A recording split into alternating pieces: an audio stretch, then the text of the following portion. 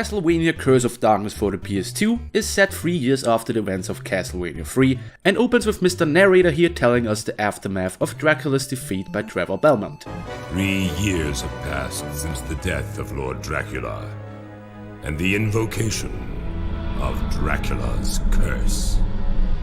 A curse?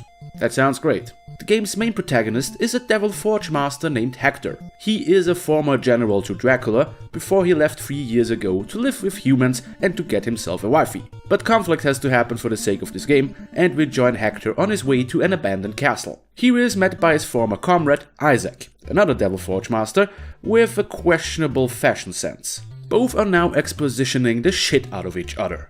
Hector, the fool who betrayed our Lord Dracula. That matters not! I've come to exact my revenge upon you. You deserve a most gruesome fate for the humiliation you brought upon me 3 years ago. Isaac's voice may sound familiar, since he's voiced by Liam O'Brien, who also voiced Gara and Illidan Stormrage. He is great, and I love him. And I don't even regret the 8 seconds I wasted to tell you this. As you may guessed it, the game's main goal is going to be the chase after Isaac and to revenge Hector's wife.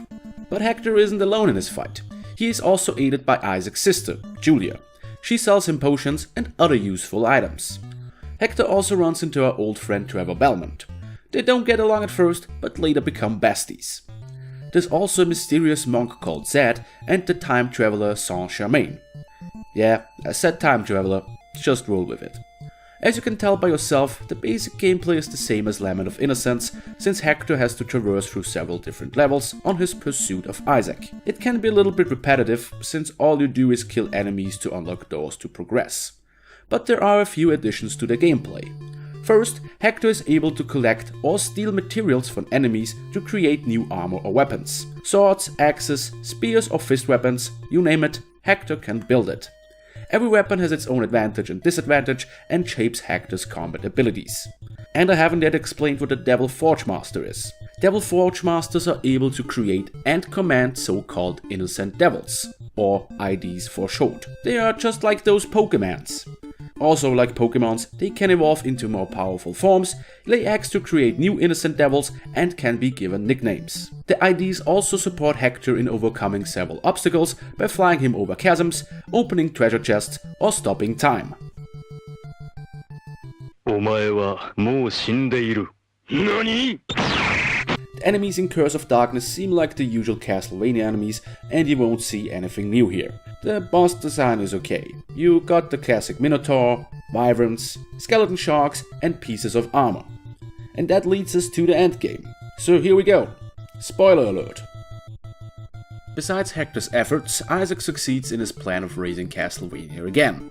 After finally defeating Isaac, you may think that the game is over. But nope, it wouldn't be a Castlevania game without the grim fucking Reaper. Turns out that he disguised himself as Zed all along and planned for Isaac to be a vessel for a reborn Dracula. Hector defeats the Skelly Man and Dracula rises again. Who would have guessed that? In a Castlevania game? The Lord and his former general square off in a final confrontation, but Hector proves to be the better fighter. Dracula is sent back to hell, or wherever he goes when he is defeated, and Hector lifts his curse. Hector even gets an happy end, since Julia is inviting him to live with her.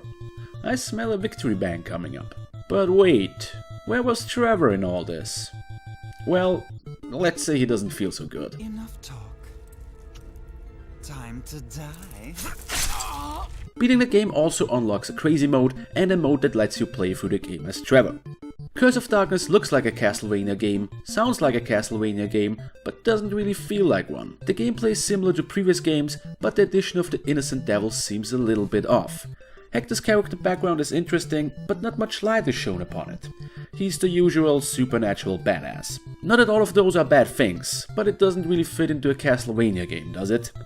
It feels a little bit like this game started out as a different game and just got the Castlevania logo slapped onto it during development. If you'd replace Trevor and Dracula with different characters, you would still have a good game. The battle mechanic is fun, and there are other improvements like a movable camera perspective. Yeah. Still, I think that Castlevania purists won't be too thrilled with this game.